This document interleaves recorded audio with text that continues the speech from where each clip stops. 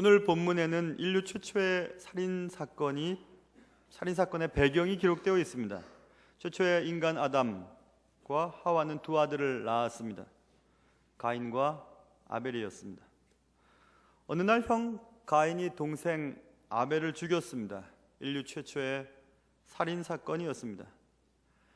전지전능하신 하나님께서 왜 형 가인이 동생 아벨을 죽이도록 허락 혹은 방관하셨을까 하는 의문점이 드는 내용입니다. 그러나 성경을 가만히 들여다보면 더 우리를 혼돈스럽게 하는 것은 하나님은 가인의 살인의 동기 유발자인 것처럼 느껴지기까지 하는 본문이 오늘 본문에 등장하고 있습니다. 가인이 분노했습니다. 가인의 분노는 동생 아벨을 죽이게 했습니다. 아벨을 죽게 만들었던 형 가인의 분노가 어디서 왔는가? 오늘 본문 3절부터 5절까지에 있는 내용을 보면 동생 아벨의 제물을 받으시고 형 가인의 제물을 받지 않으셨다.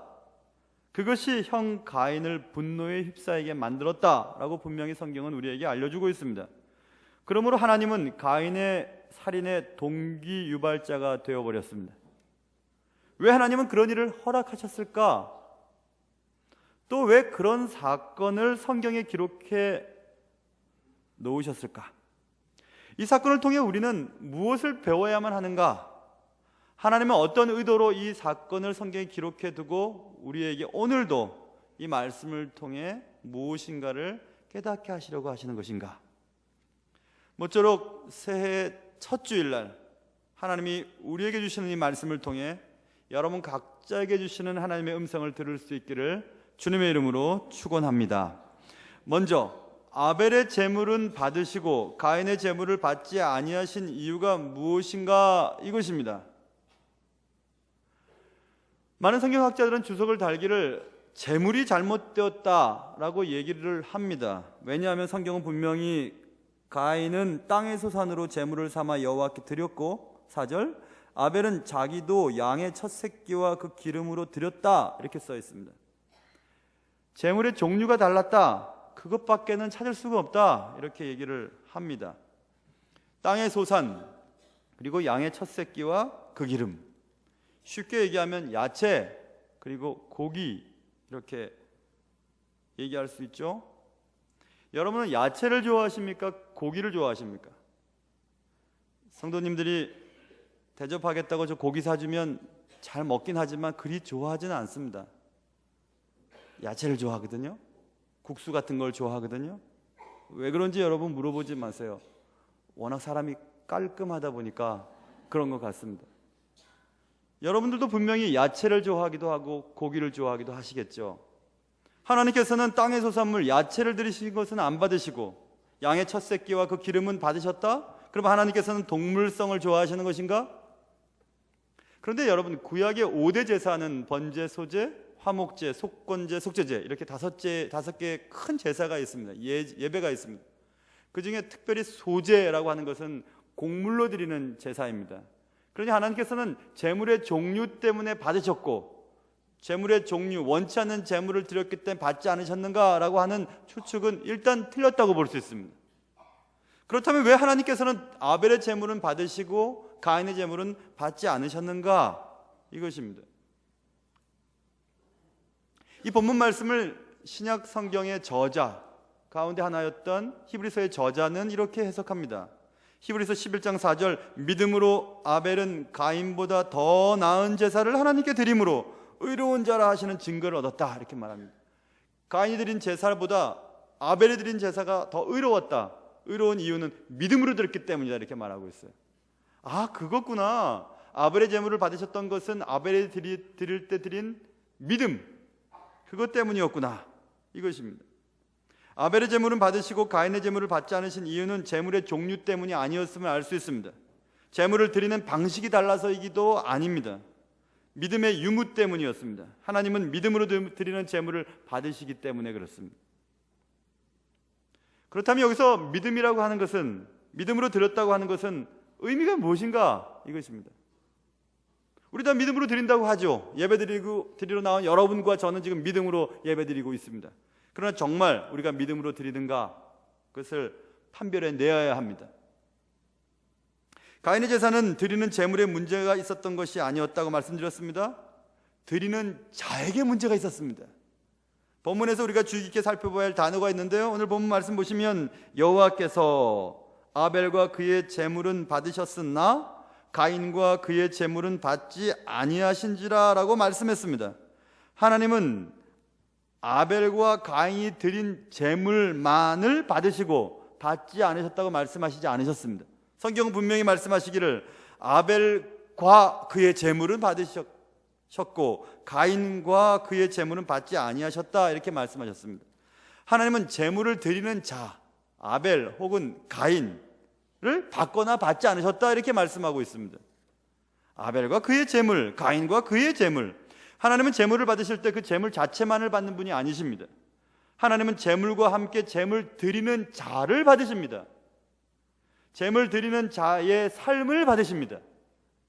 그러므로 우리가 예배 드릴 때, 우리가 제물을 드릴 때, 예물을 드릴 때, 헌금을 드릴 때 우리의 삶과 분리된 제물이란 있을 수 없다는 사실을 먼저 이해해야만 하는 것입니다. 우리가 드리는 제물에는 우리가 살아온 삶의 흔적들이 담겨져 있기 때문에 그렇습니다.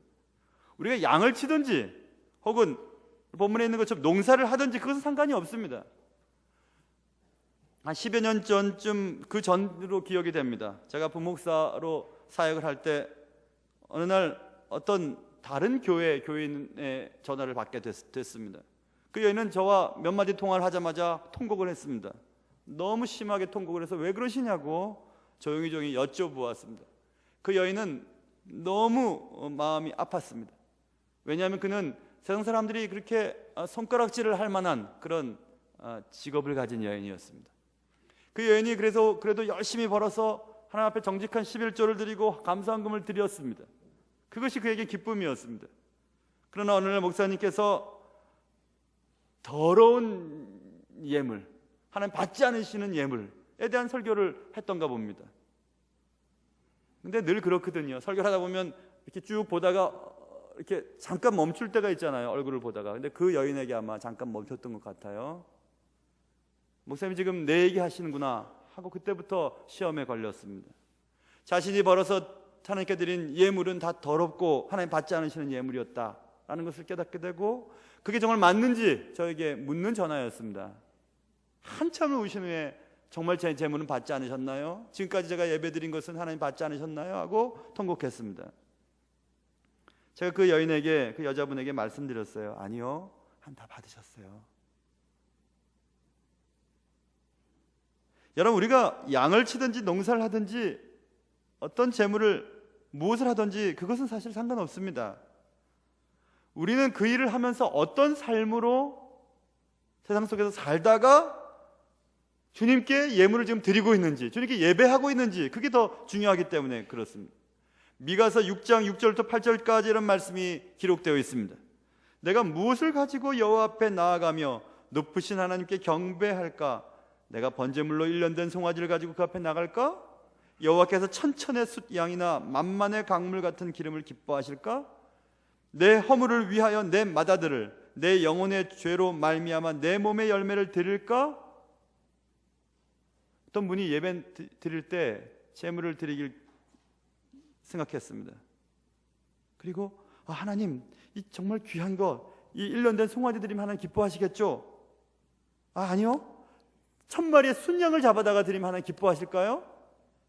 만만의 짐승을 잡아 그 속에서 나오는 기름을 가지고 하나님 앞에 부어드리면 그걸 기뻐할까요? 아니, 그것도 말고요, 내 맏아들을 드리면 어떨까요? 아니, 내 목숨을 드리면 어떨까요? 라고 질문을 던진 겁니다. 그럴 때 주님의 대답은 이런 것입니다. 사람아, 주께서 선한 것이 무엇임을 내게 보이셨나니 여호와께서 내게 구하시는 것은 오직 정의를 행하며 인자를 사랑하며 겸손하게 내 하나님과 함께 동행하는 것이 아니냐, 이렇게 말씀했습니다. 우리는 주님께 여러 가지 예물을 드립니다. 그러나 우리가 삶의 현장 속에서 살아온 흔적들을 담아드릴 때 우리의 삶의 모습이, 삶의 방향이 잘못되어 있다면 우리가 드리는 제물을 주님이 받지 않으신다는 것입니다. 예배를 드릴 때 우리 예배를 받지 않으신다는 것입니다. 우리가 예배할 때 하나님은 우리의 예물을 보시는 것이 아니라 우리를 보십니다. 우리가 삶의 현장 속에서 어떻게 살아왔는지를 보십니다. 우리가 말씀을 가지고 어떻게 몸부림치며 그 말씀에 반응하며 세상 속에서 말씀을 실천하려고 애썼는지를 보십니다. 삶의 자리에서 하나님의 뜻을 이루기 위해서 애썼던 그런 흔적들을 가지고 하나님께 드려진 예물, 그 예물을 주님 받으시고 그 예배를 기뻐하신다고 성경은 말씀하고 있는 것입니다. 그래서 아벨과 그의 제물은 받으시고 가인과 그의 제물은 받지 않으셨다, 이렇게 분명히 아벨과 가인을 얘기하셨던 것이죠. 그럼 여기서 우리는 다짐을 하나 해야 될 것 같습니다. 우리가 해야 될 다짐은 적당함이라고 하는 단어에 치명적인 약점이 있음을 간파하는 것입니다. 무슨 말씀입니까? 적당한 거 좋은 거 아닌가? 하나님께서 가인과 그의 제물을 받지 않으신 것은 가인의 잘못된 삶의 자세였음을 제가 말씀드렸습니다. 하나님께 드리는 자의 삶의 태도였습니다. 적당히 이 정도면 되겠지 하는 마음이었습니다. 그냥 적당히, 어물쩍, 대충이라는 마음이었습니다. 가인은 그럭저럭 지내는 일의 달인이었습니다. 우리는 날마다 같은 일에 만족하며 그럭저럭 지내는 것에 익숙해하며 살아가고 있습니다. 산책하고 아이들 학교 보내고 공과금 내러 은행 왔다 갔다 하고 텔레비 틀어서 뉴스 보고 또 드라마 보고 드라마 재방송 보고 또 드라마 보고 그러다가 자고 또 아침에 일어나서 텔레비 틀고 뉴스 보고 드라마 보고 또 재방송 보고 또 산책하다가 아이들 학교 보내고 밥 먹이고 공과금 내고 주일 되면 생경집 갖고 교회 오고, 그렇게 살다 보니 웅덩이를 바다로 알고 웅덩이 안에서 만족하는 생선들이 생기기 시작했습니다. 여긴 바다야 하면서 그 안에서 살아가기 시작합니다. 그게 전부인지 알면 살아갑니다.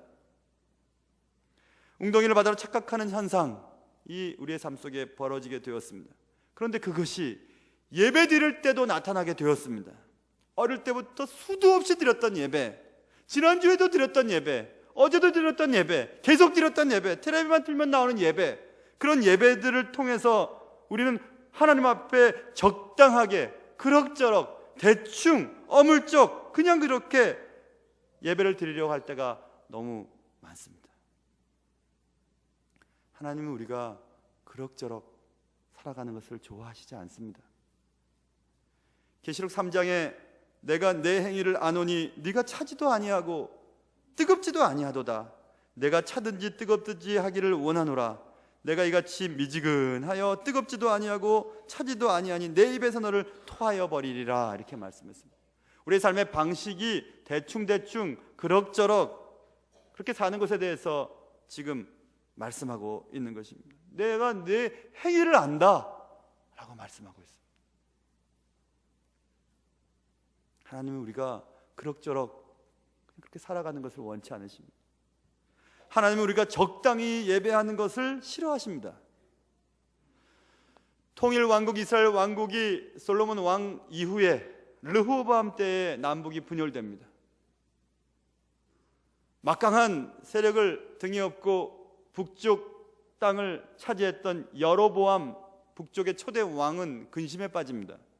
많은 영토와 많은 백성들을 내가 소유했지만 1년에 적어도 3번만큼은 남쪽에 있는 예루살렘 성전에 가서 예배를 드려야 한다는 그 사실 때문에 북쪽에 자신이 다스리는 백성들이 계속해서 남쪽을 향한 마음이 가 있는 것을 보게 됐죠. 그래서 여로보암 북쪽 왕은 한 가지 생각을 고안해냅니다. 그것이 열왕기상 12장에 쓰여 있습니다.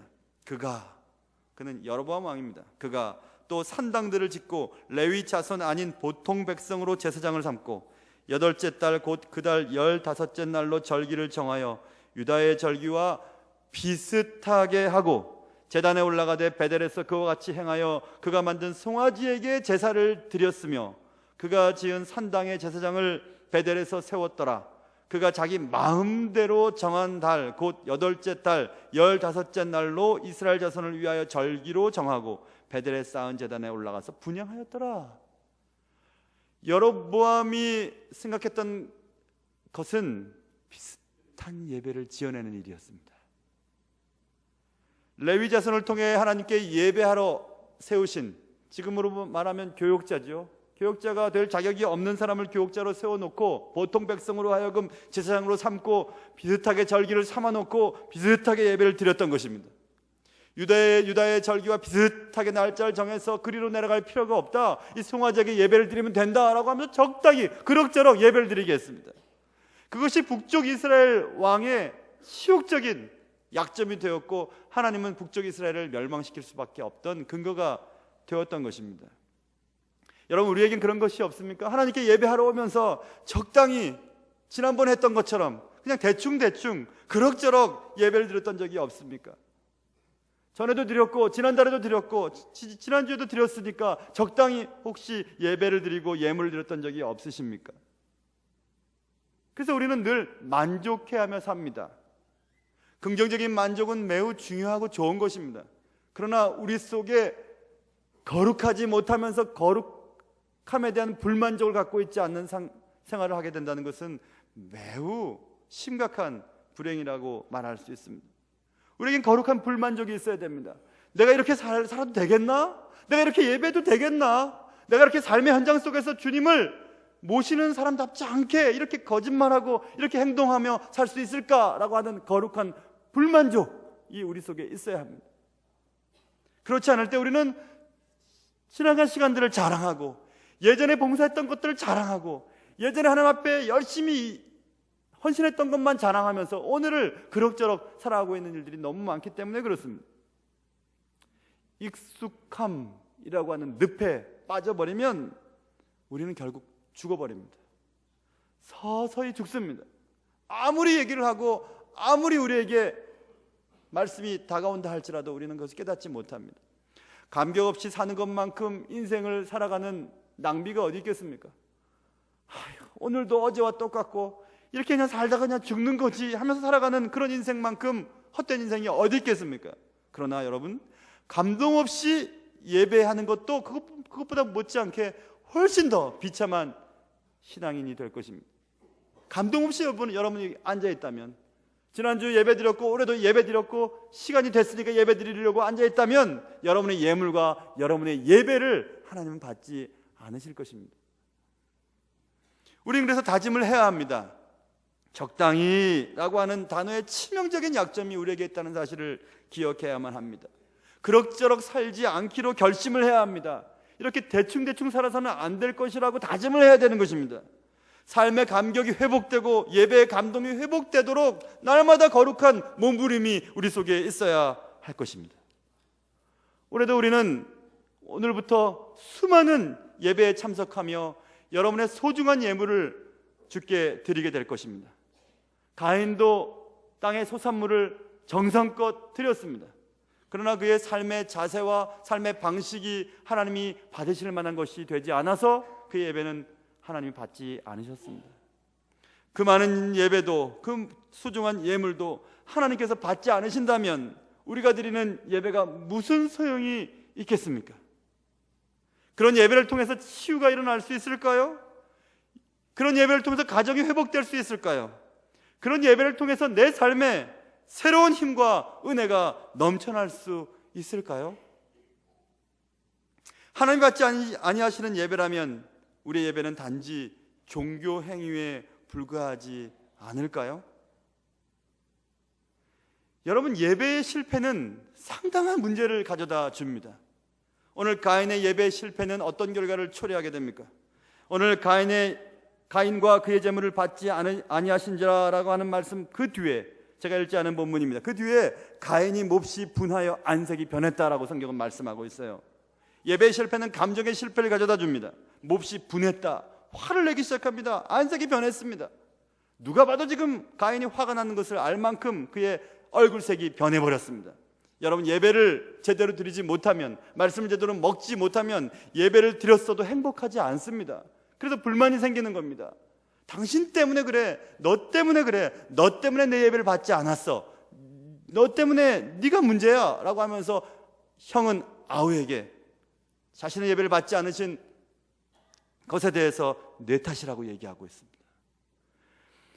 가인은 동생 아벨에 대해서도 안색을 변했고, 그리고 예배를 받지 아니하시는 하나님께도 분을 냈다는 것을 성경을 통해서 알 수 있습니다. 이렇게 예배의 실패는 감정의 실패를 가져다 줍니다. 예배를 드렸음에도 불구하고 사람에게 화나고 하나님께 화가 납니다. 내 인생을 이렇게 만든 사람에 대해서 분노하기 시작합니다. 얼굴색이 변하는 것입니다.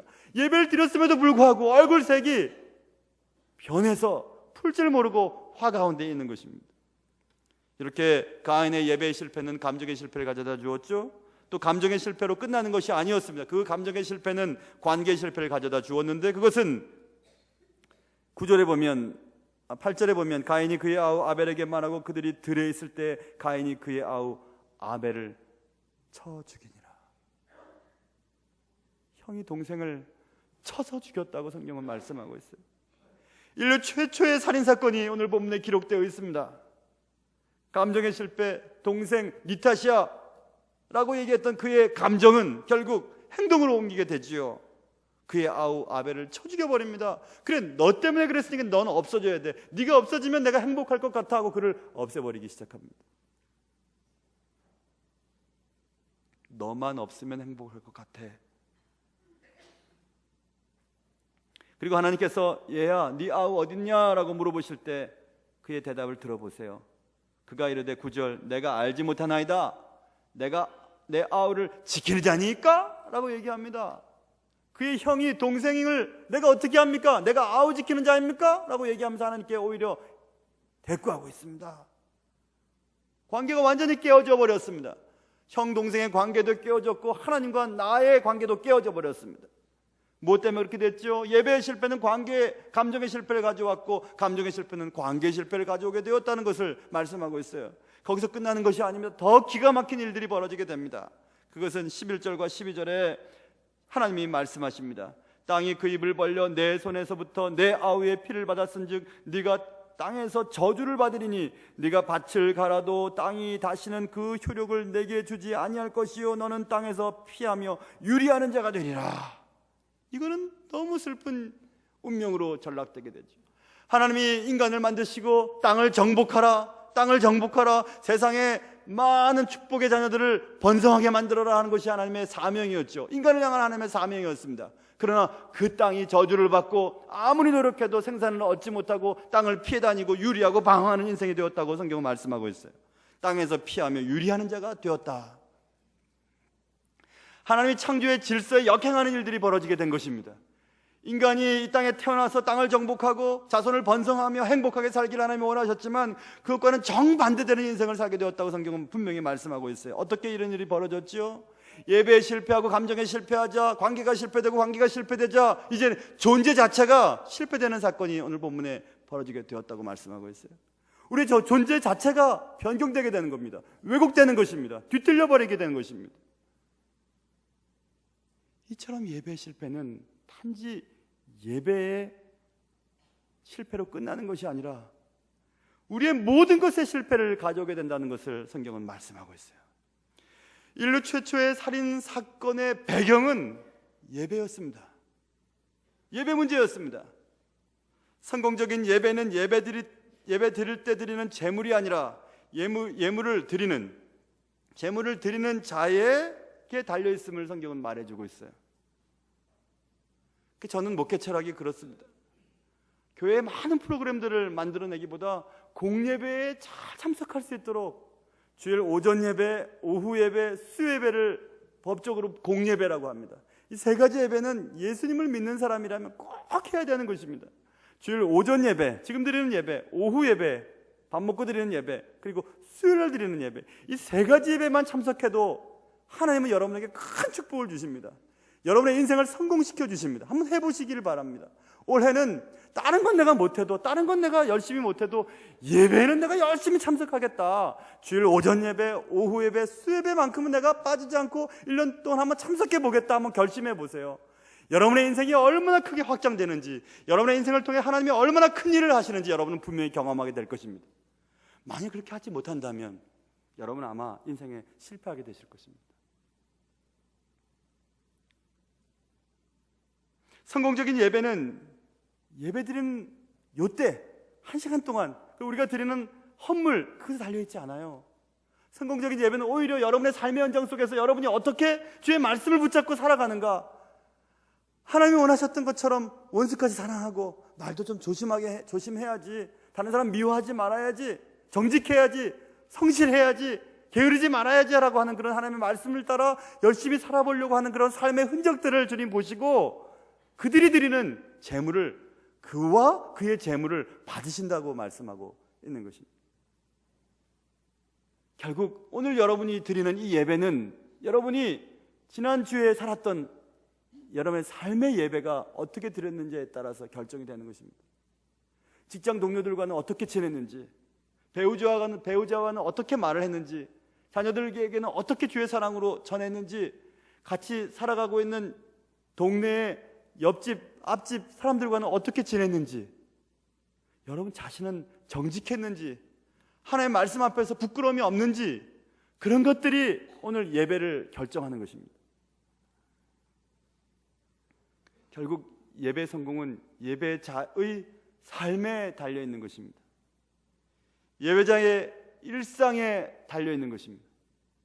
하루하루 평범한 일상의 삶에 성공하지 않는다면 우리가 드리는 이 예배는 헛된 종교 행위에 불과하게 될 것입니다. 이 예배를 통해서는 아무것도 변할 수 없습니다.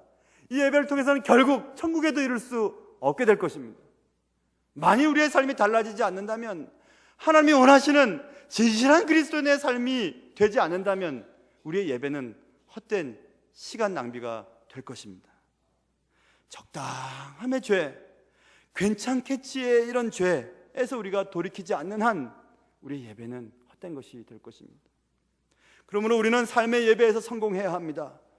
몇십 분 드리는 이 예배가 아니라 여러분의 삶의 현장 속에서, 가정에서, 직장에서, 동네 사람들과 지내는 시간들 속에서 여러분이 혼자 있을 때 여러분의 삶이 어떤 삶의 모습이 되었는가에 따라 여러분의 예배를 하나님 받으시든가 받지 않으시든가가 결정이 될 것입니다.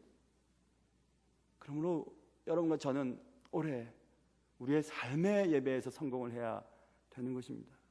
삶으로 드리는 예배에 더욱더 집중을 해야 하는 것입니다. 일상에서 하나님의 임재를 느껴야만 합니다. 그래서 저는 오늘 이 본문의 말씀을 보면서 제목을 일상의 가치라고 제목을 달았던 것입니다. 우리가 매일매일 살아가고 숨쉬고 그냥 평범하게 살아가는 하루하루, 그 시간들은 오늘 이 예배를 드리는 이 예배 현장에 매우 중요한 조건이 되기 때문에 그런 것입니다. 일상의 가치를 쉽게 생각하지 마시기 바라요. 세상 속에서 많은 죄를 짓고 이 시간에 와서 그냥 회개한다고 해서 끝나는 문제가 아닙니다. 오히려 이 시간에 받는 말씀을 붙잡고 내일부터 시작되는 세상 속의 삶에 하나님이 원하시는 삶을 살아드리는 것, 그것이 예배에 성공하는 길이기 때문에 그런 것입니다. 일상이라고 하는 이 가치는 우리가 상상했던 것보다 훨씬 크다는 사실을 오늘 우리가 이 시간에 배웠습니다. 일상의 가치는 예배의 성공을 좌우하고 예배의 성공은 인생의 성공을 좌우하게 됩니다. 여러분의 인생을 성공적으로 살기 위해 여러분의 말과 행동, 주위 사람들과 나누는 대화들, 그리고 함부로 하지 않는 것, 관대함, 그리고 배려함, 그런 것들이 다 합해져서 여러분의 삶을 성공적으로 이끄는 그런 귀한 일의 주인공들 되시기를 주님의 이름으로 축원합니다.